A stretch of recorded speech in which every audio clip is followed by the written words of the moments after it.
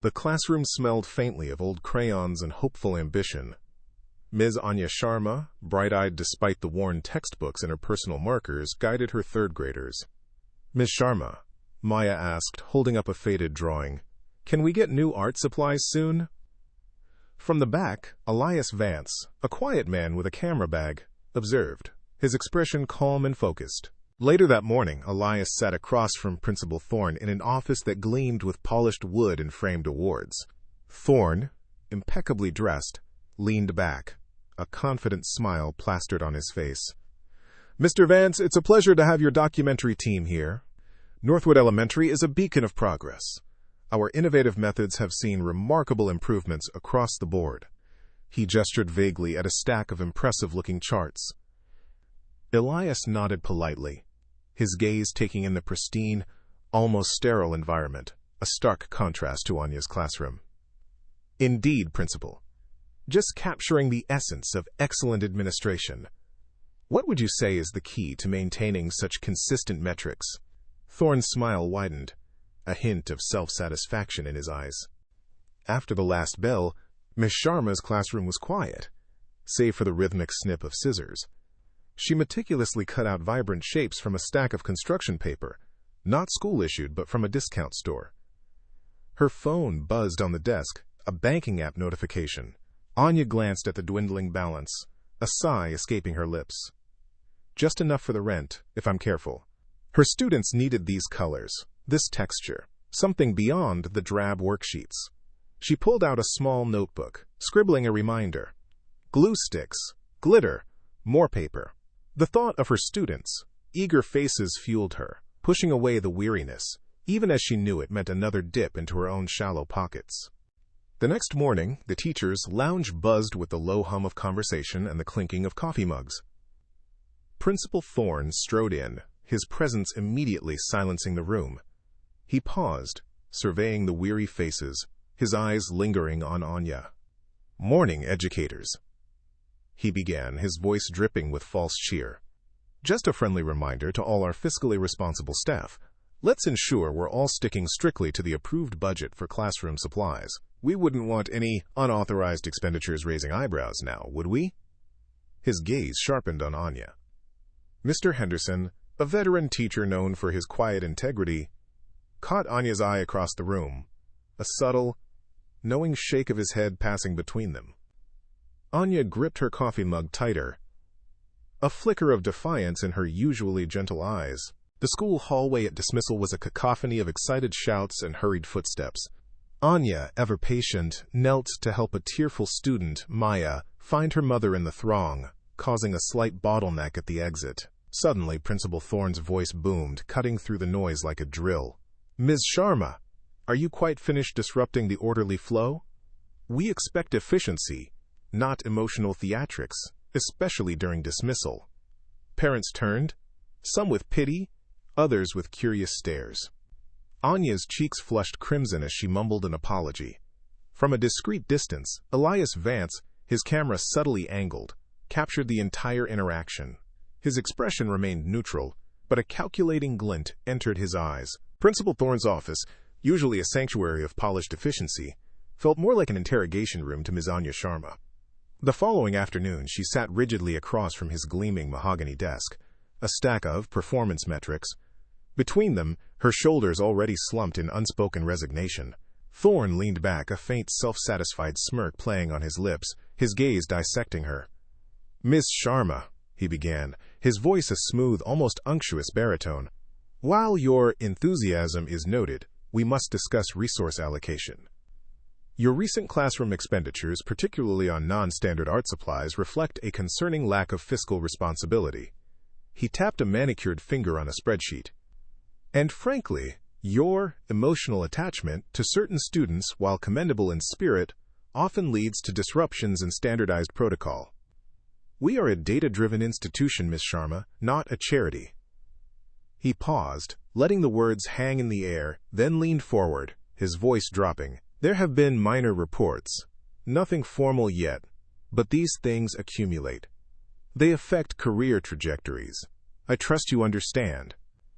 Anya gripped her hands under the table, a hot flush rising to her cheeks. She understood. This wasn't a review, it was a thinly veiled threat. He wanted her to conform, to stop caring, to stop asterisk giving. Defeated, she nodded. But deep inside, a quiet resolve hardened. She wouldn't change. Not for him. That evening, Miss Sharma's classroom, usually a riot of childish energy, was silent, save for the soft rustle of paper. The desk lamp cast a warm, solitary glow as Anya carefully unpacked a bag. Crayons, construction paper, glitter glue, all purchased with her own dwindling funds. She tucked them away in a deep cupboard, behind old textbooks, a small, defiant act of rebellion against Thorne's edicts.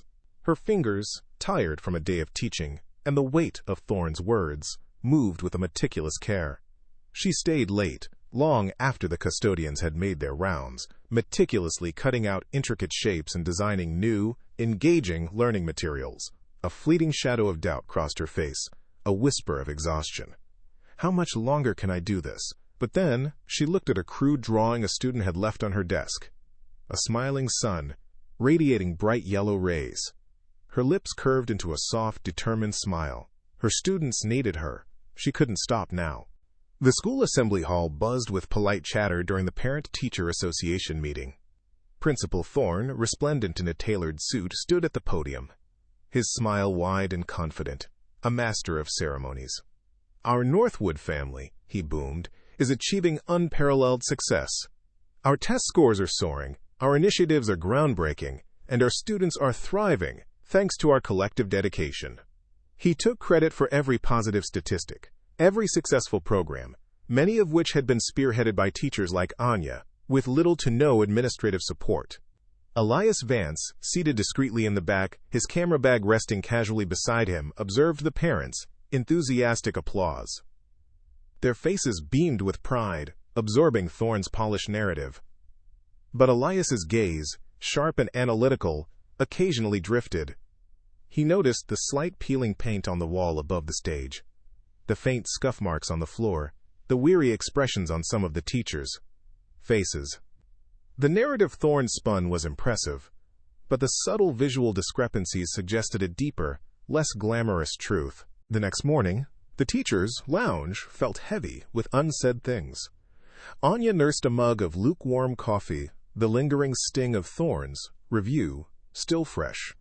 Mr. Henderson, a veteran teacher with kind, weary eyes, approached her.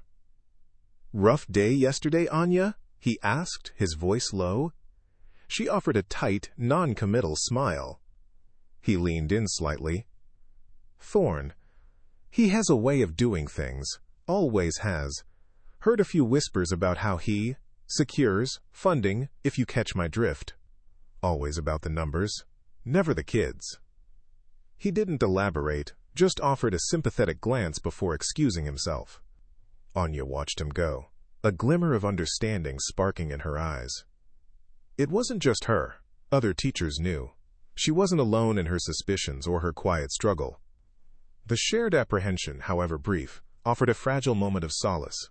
Mid-morning in Ms. Sharma's classroom, the air was thick with the scent of construction paper and youthful exuberance. Leo, a usually meticulous student, leaned too far over his desk, his elbow knocking over an open bottle of ink. A dark, spreading stain bloomed across a stack of newly printed worksheets Anya had spent her lunch break preparing. Leo's face crumpled.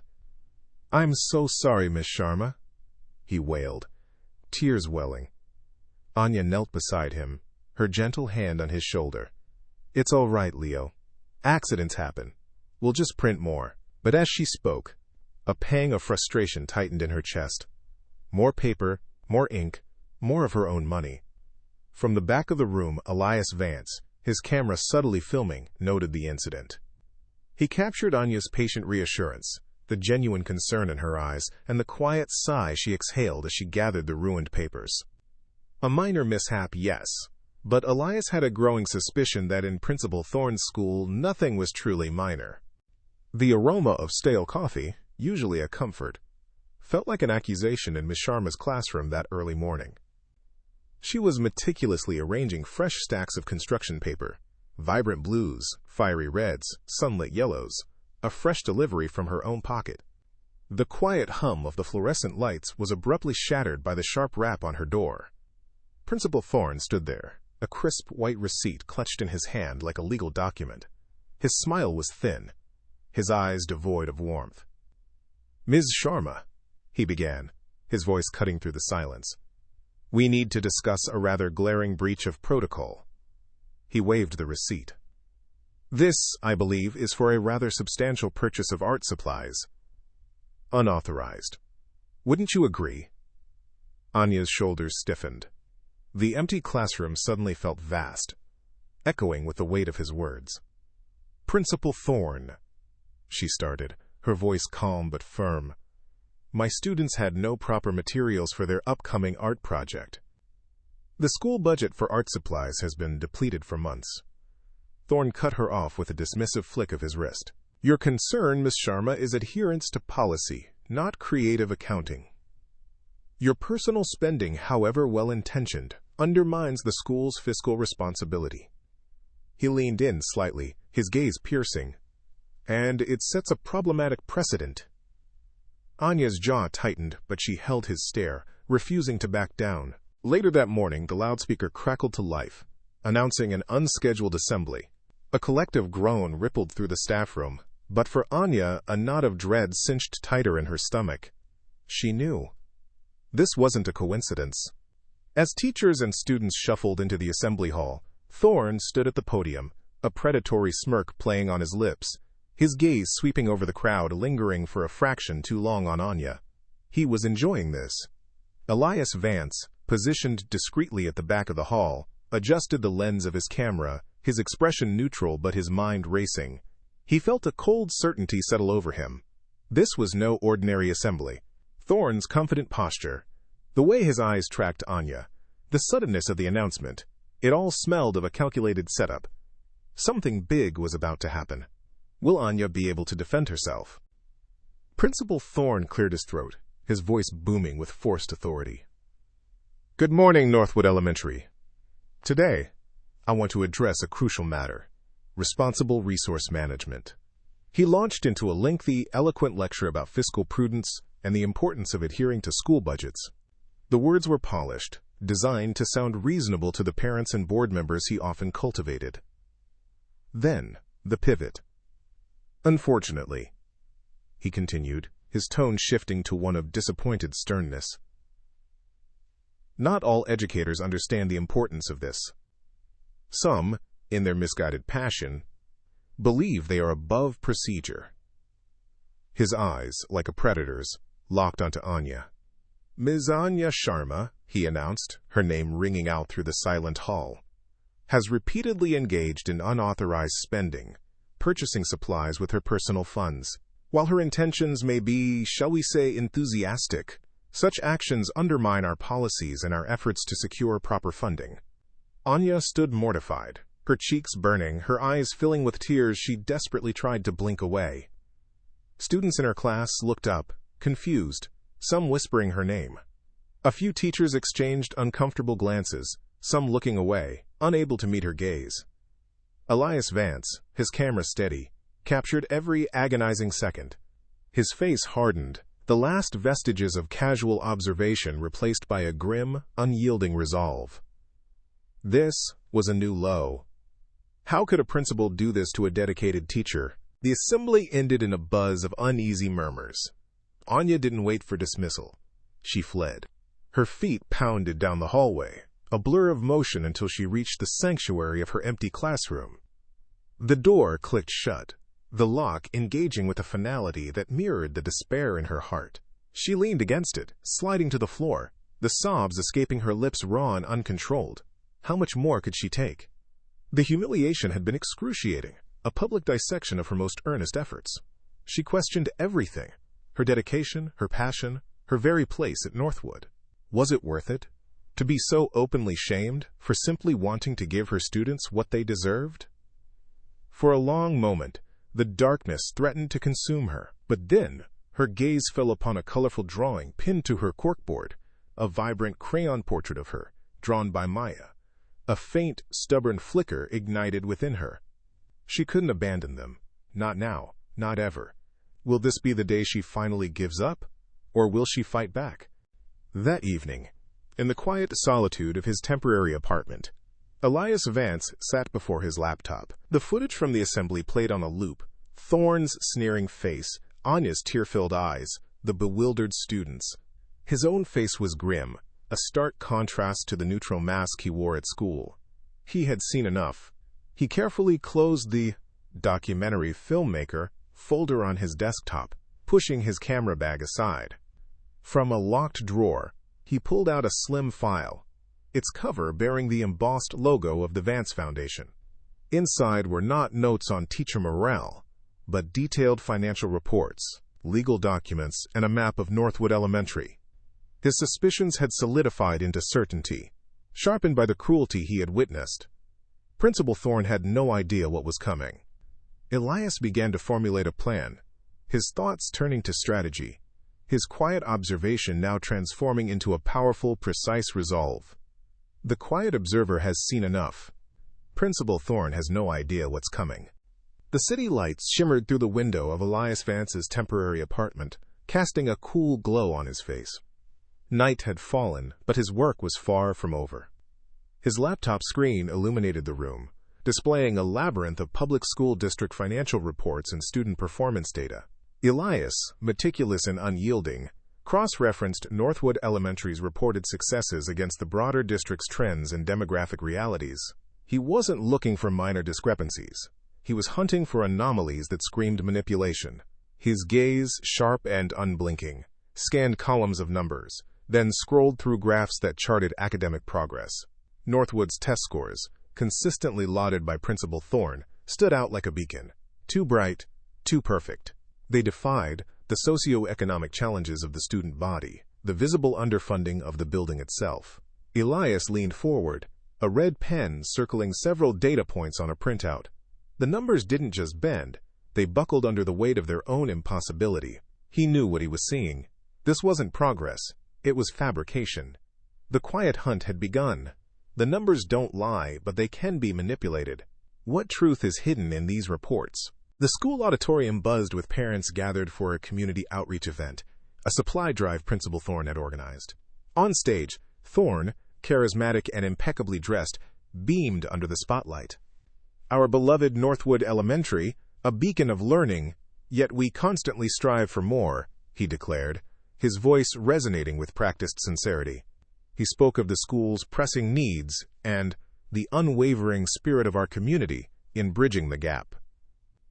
Then, his eyes, almost imperceptibly, flickered towards the row of teachers, settling for a beat on where Ms. Anya Sharma usually sat. Of course, he continued, a subtle shift in his tone, we also rely on our dedicated educators to manage resources wisely, to avoid any mismanagement of existing funds.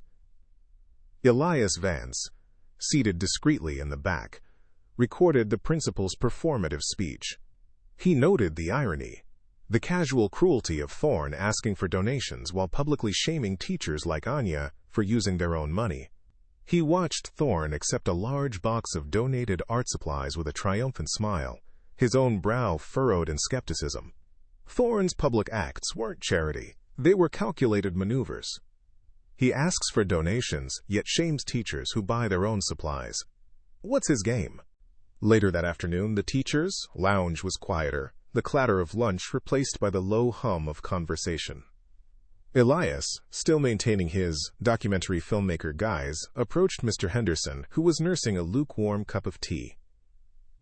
Mr. Henderson. Elias began, his voice gentle and unassuming, I'm gathering perspectives on teacher morale. You've been here a while, haven't you? Mr. Henderson, a man whose weary eyes held years of untold stories, glanced around nervously before answering. Long enough to see a few things, he murmured, his voice hushed. Elias nodded, his attentive posture inviting more. Any significant changes you've observed, particularly in leadership? Henderson stirred his tea, a slight tremor in his hand. Well, principals come and go, but when Principal Thorne arrived, things have a way of changing when the numbers look good. He paused, lowering his voice further. There were whispers, about the previous administration, left rather abruptly. And Principal Thorne? He's very focused on those impressive test scores and the bonus incentives that come with them. He offered a tight, knowing smile, then quickly changed the subject. Elias thanked him, his mind already connecting the dots. Rumors turn into whispers. What dark secrets does the school's history hold? The school building was a silent, sprawling shadow under the late evening sky. Elias Vance, using a pre-arranged appointment pretext that allowed him access to the administrative wing, found himself alone in the main office. The glow of a single task light from a distant room was his only company. Thorne's office door, surprisingly, was unlocked. Elias slipped inside, his movements swift and practiced. He quickly scanned Thorne's polished desk, his eyes darting to a stack of official-looking binders, then to a locked filing cabinet. No time for brute force. He needed a lead. He was about to try a desk drawer when a faint scrape echoed from the hallway.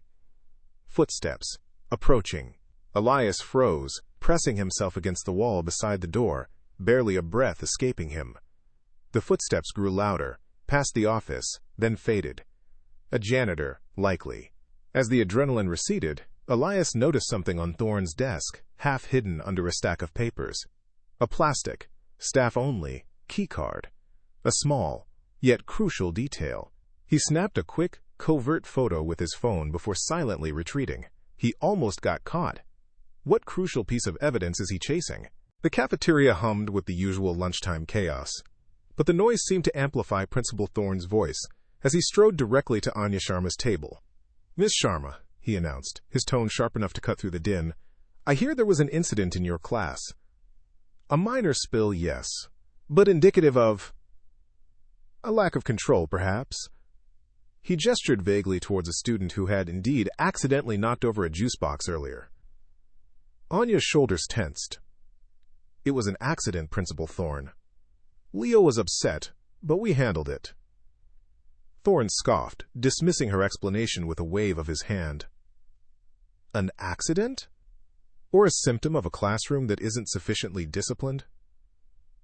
"I'm afraid, Miss Sharma, this kind of incident reflects poorly on the school's image. I'll be expecting a formal explanation. Consider this a warning before a full write-up. Your job, after all, hinges on maintaining order." He delivered the threat with a cold, unblinking stare, then walked away, leaving Anya to endure the stares of her colleagues. Elias Vance, observing from a nearby table, saw the deliberate cruelty in Thorne's eyes. It wasn't about the spill. It was about control, about pushing Anya to her breaking point. The principal is clearly trying to push her out.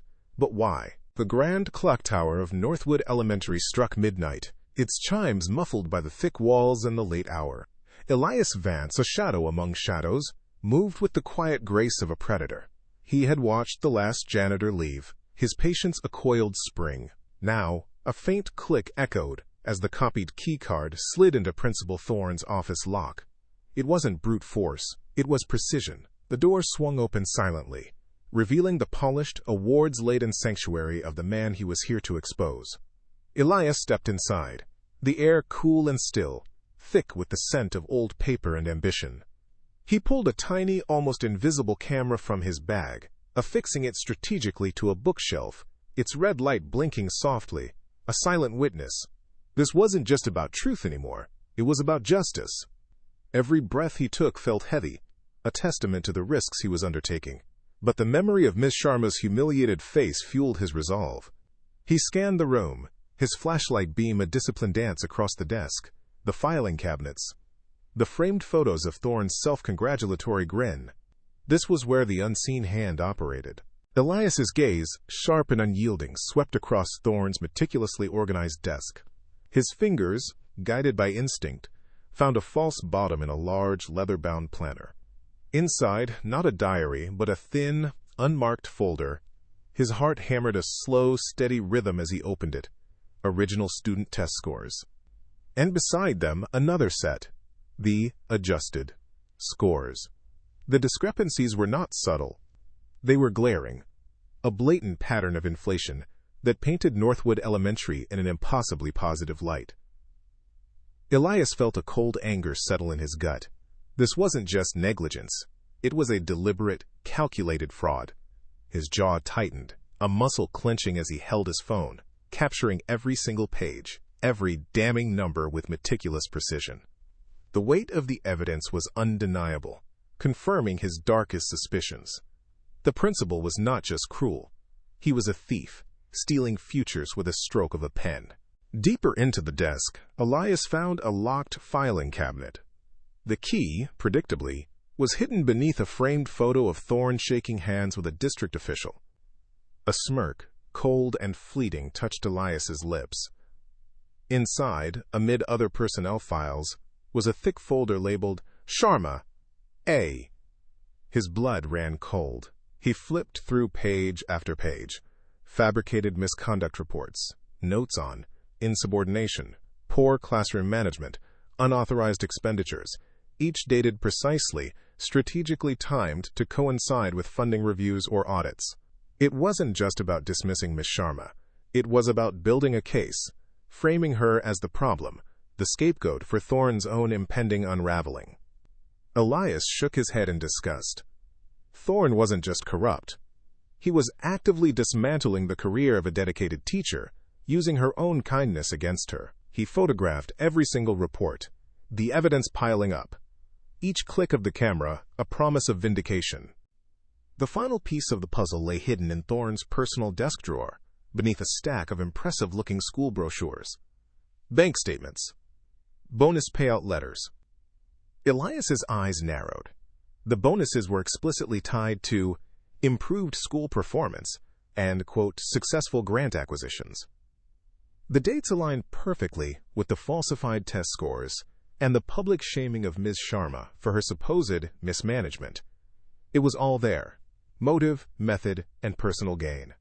Thorne had enriched himself, lining his pockets with funds meant for students and the very teachers he oppressed.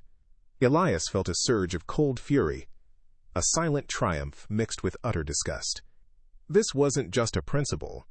This was a con artist, preying on the innocence of children and the dedication of educators. He photographed the financial documents, the gleaming photo of Thorne, on a framed award now seeming like a grotesque mockery. The first hint of dawn painted the sky in muted grays and purples as Elias Vance made his silent exit. Every surface he might have touched was carefully wiped clean. He slipped through a side door, the cool morning air, a stark contrast to the stifling atmosphere of Thorne's office. He looked back at Northwood Elementary, its silhouette stark against the emerging light. The school, once a symbol of hope, had been a stage for corruption. But no longer. Tucked safely in his pocket was an encrypted USB drive holding the undeniable truth. The quiet observer had seen enough. The meticulous investigator had found the proof. Elias's face, etched with grim determination, held a promise. Justice would be served. He got the proof. Now, how will he expose the principal? The morning light streamed into Elias Vance's apartment, but his focus was entirely on the glowing screens before him. Coffee steamed untouched beside his keyboard as his fingers flew across the keys. Every photograph, every scanned document from Thorne's office was meticulously uploaded to a secure server. He opened a new document, the title stark: Case Against Principal Thorne, Northwood Elementary.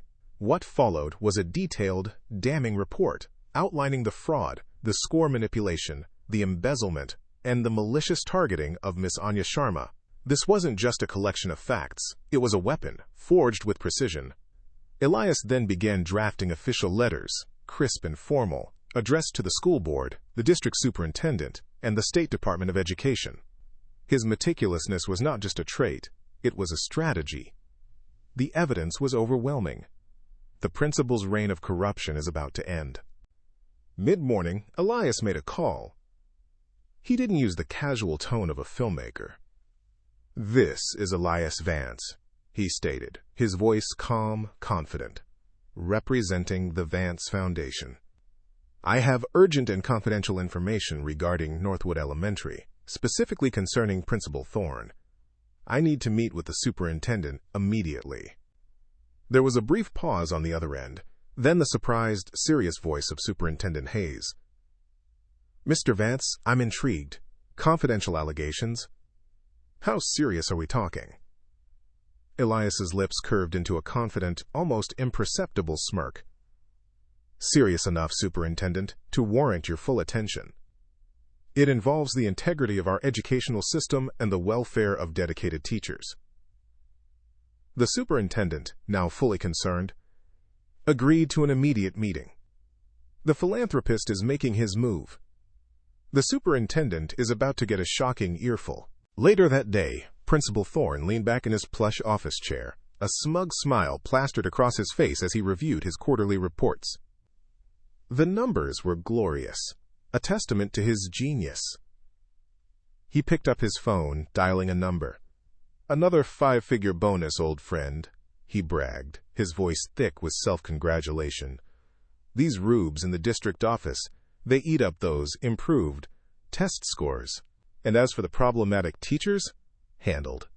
Miss Sharma, bless her naive heart, is on her way out. Just a matter of time." He chuckled, a sound like gravel grinding. From his desk drawer, he pulled out a thick white envelope. Inside, a bonus check, crisp and new.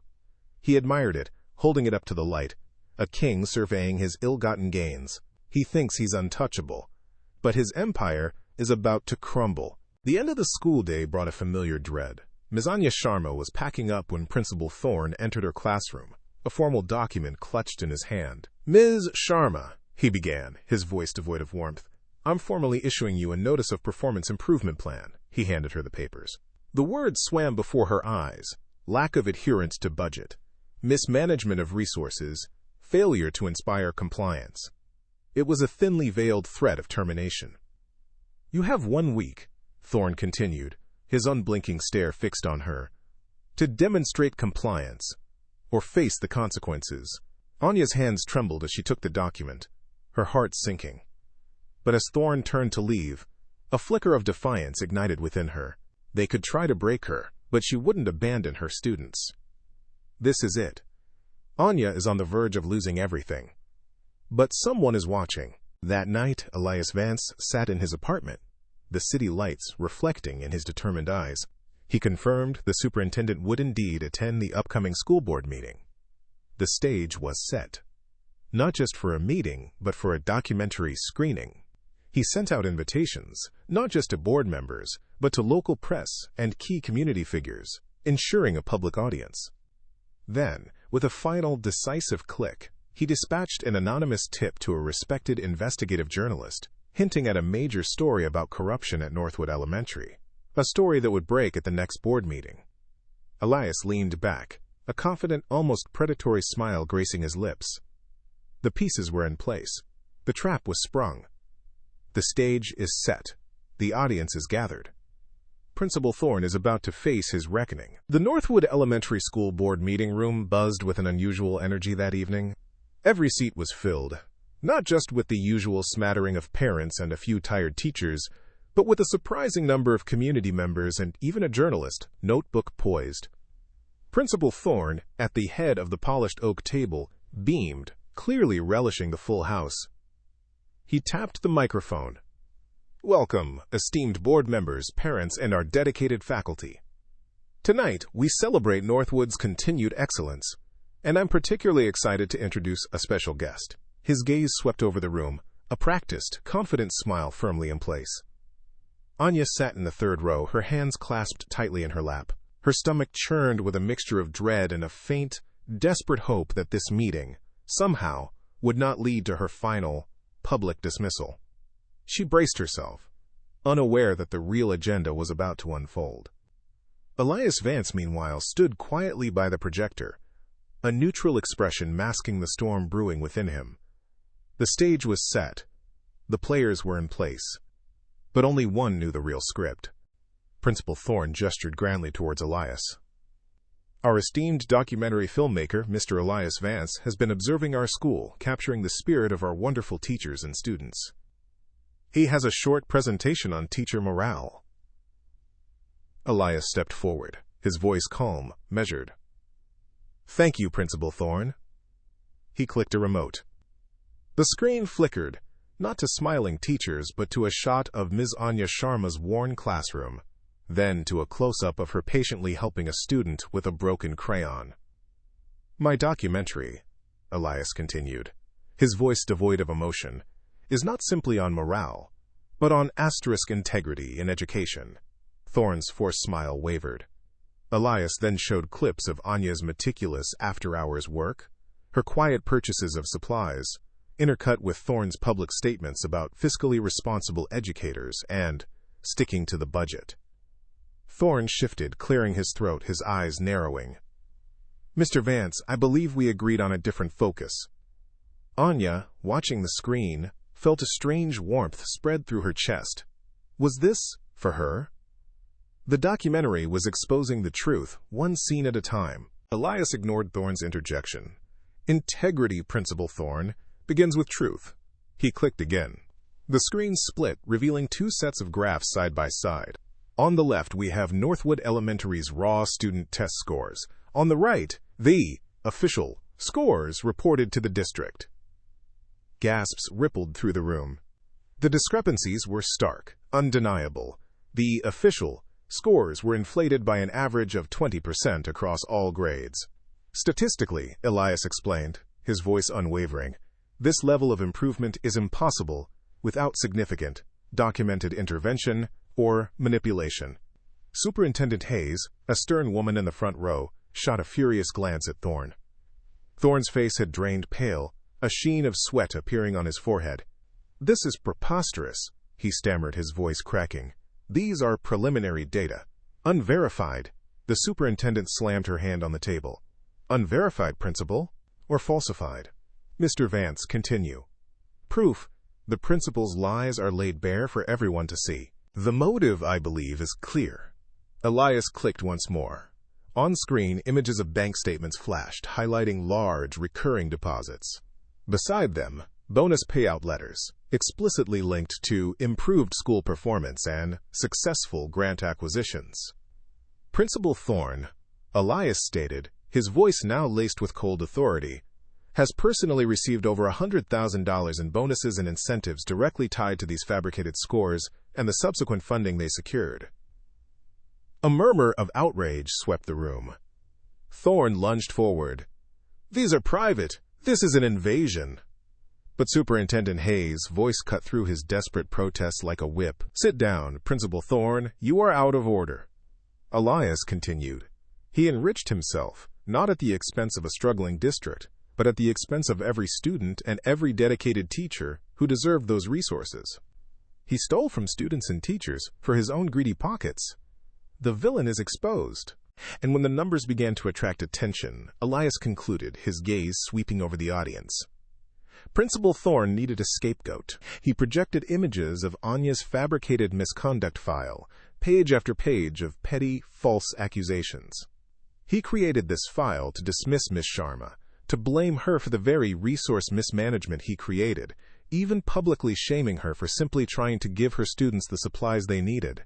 Anya slowly rose from her seat, tears streaming down her face, not of sorrow, but of a profound, painful understanding. The audience erupted in murmurs of sympathy and fury, many turning to glare at Thorne, who now sat hunched, a broken man. He tried to destroy her career, but the truth always wins. The superintendent, her face a mask of furious disappointment, slammed her hand on the table. "Thorne, this is beyond reprehensible.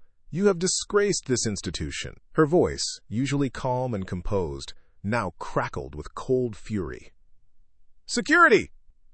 Before Thorne could stammer another desperate protest, the double doors at the back of the room swung open. Two uniformed officers, their expressions grim, strode purposefully towards the head table. Thorne's eyes darted around, his pale face contorted in disbelief and rage. "Wait! You can't. This is a misunderstanding." But his words were drowned out by the metallic snap of handcuffs. His bluster evaporated, replaced by a pathetic whimper as the officers led him away. His once impeccable suit now seemed to hang on a defeated man. Gasps and murmurs filled the room, but beneath the shock, a wave of relief washed over the audience. Justice had finally arrived. As Thorne's protests faded down the hallway, the superintendent turned back to the room, her gaze sweeping over the stunned faces before landing on Miss Anya Sharma. Her voice, though still heavy, was now laced with profound regret.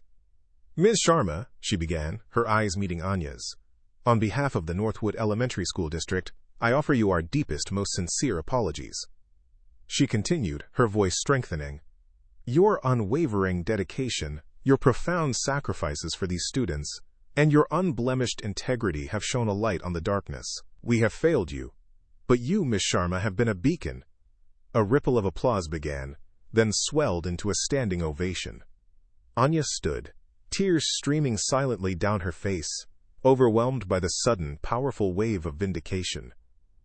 Mr. Henderson, his face etched with pride, clapped loudest of all. Elias Vance stepped forward, a warm, reassuring smile on his face as he approached Anya and the superintendent. "If I may," he began, his voice calm yet impactful, "my documentary was merely a pretext. My name is Elias Vance, and I am the head of the Vance Foundation."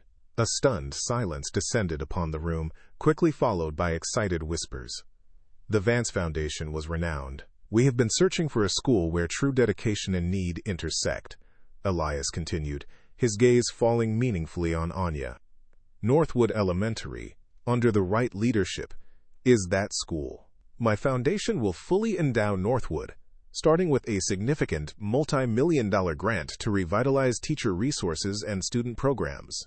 Anya looked at him, her lips parting in disbelief, a mix of shock and overwhelming gratitude flooding her features. The superintendent, her initial surprise giving way to delighted astonishment, eagerly shook Elias's hand.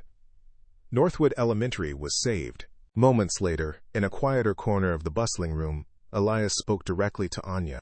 "Miss Sharma, your integrity, your quiet strength, and your profound dedication to your students deeply impressed us.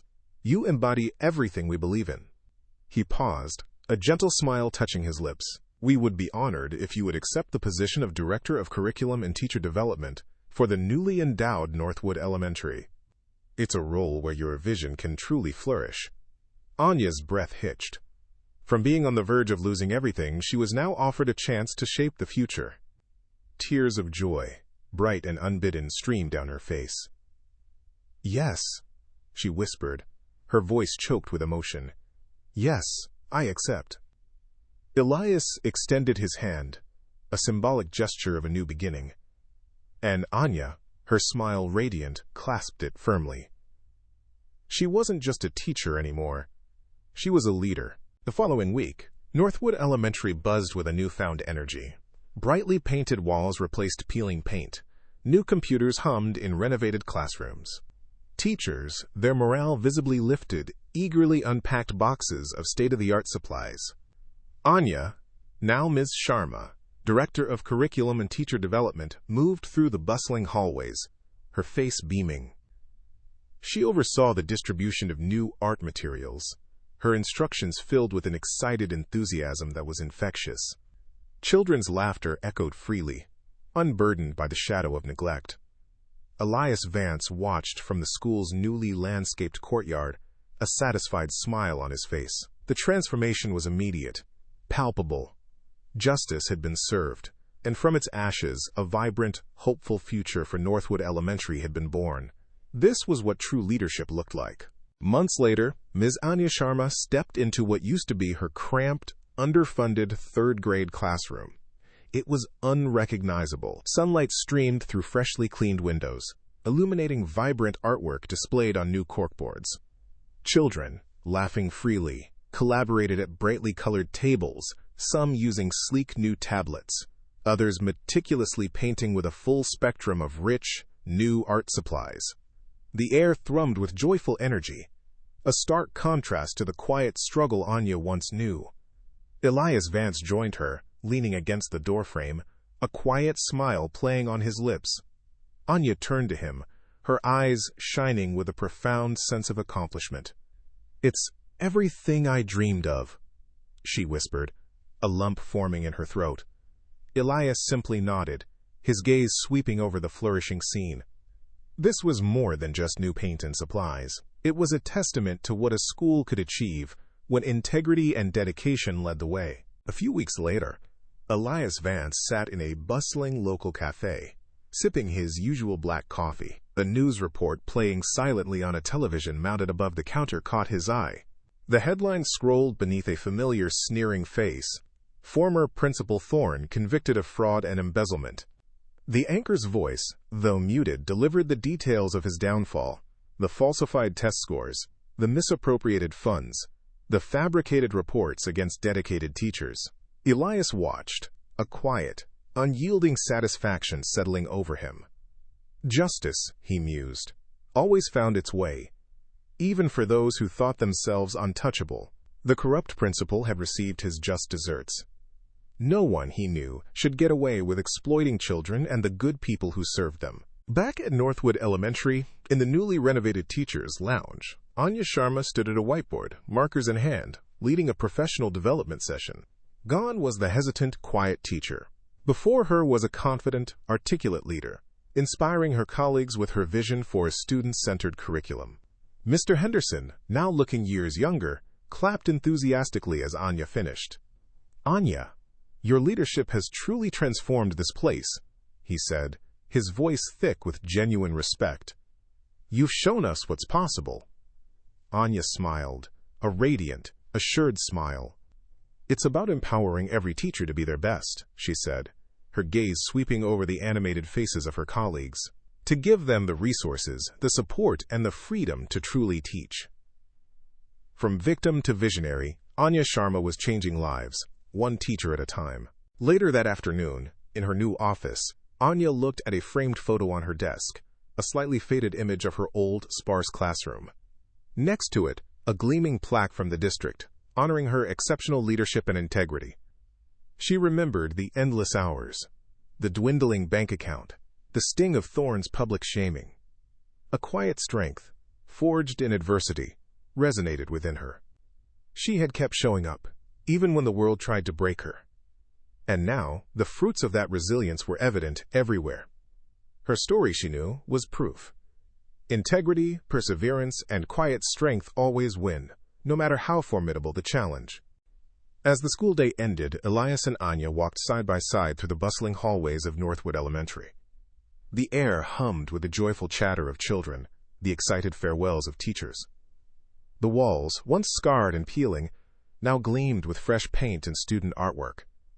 Elias gestured to a group of students eagerly discussing their projects. "This is a school built on truth, Anya," he said, his voice soft but firm. "A testament to what happens when good people stand up to corruption." Anya met his gaze, a shared sense of victory passing between them.